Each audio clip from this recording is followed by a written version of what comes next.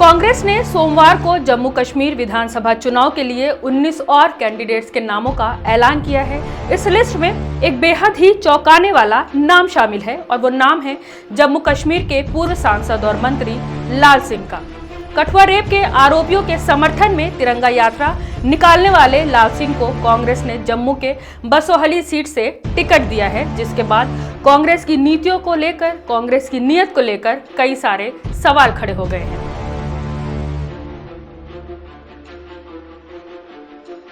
आपको याद होगा कि जम्मू और कश्मीर में कठुआ के पास रसाना गांव में जनवरी 2018 में 8 साल की मुस्लिम बच्ची आसिफा बानो का पहले अपहरण किया गया था। उसके बाद 7 लोगों ने मिलकर उसके साथ रेप किया, फिर उस मासूम बच्ची की हत्या कर दी थी।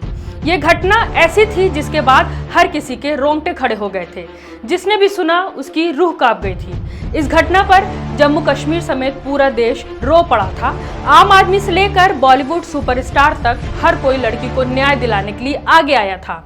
इस घटना को अंजाम देने में जिन लोगों के नाम सामने आए थे, उनके समर्थन में तिरंगा मार्च यात्रा निकाला गया था, यानी उन दरिंदों के लिए तिरंगा मार्च यात्रा निकाली गई थी जिनकी अगुवाई उस वक्त के वन मंत्री और बीजेपी नेता लाल सिंह ने की थी।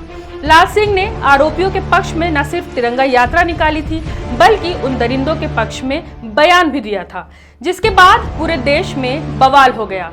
हर कोई थू थू कर रहा था। भारी बवाल के बाद मंत्री लाल सिंह को इस्तीफा भी देना पड़ा था। इन्हीं लाल सिंह का अब कांग्रेस ने हाथ थाम लिया है और इन्हें टिकट दे दिया है। लोग सोशल मीडिया पर जमकर कांग्रेस पर हमला बोल रहे हैं। मैं हूं रुबा अंसारी, आप देख रहे थे मिल्लत टाइम्स। कांग्रेस के इस फैसले पर आपकी क्या राय है, हमें कमेंट करके जरूर बताएं।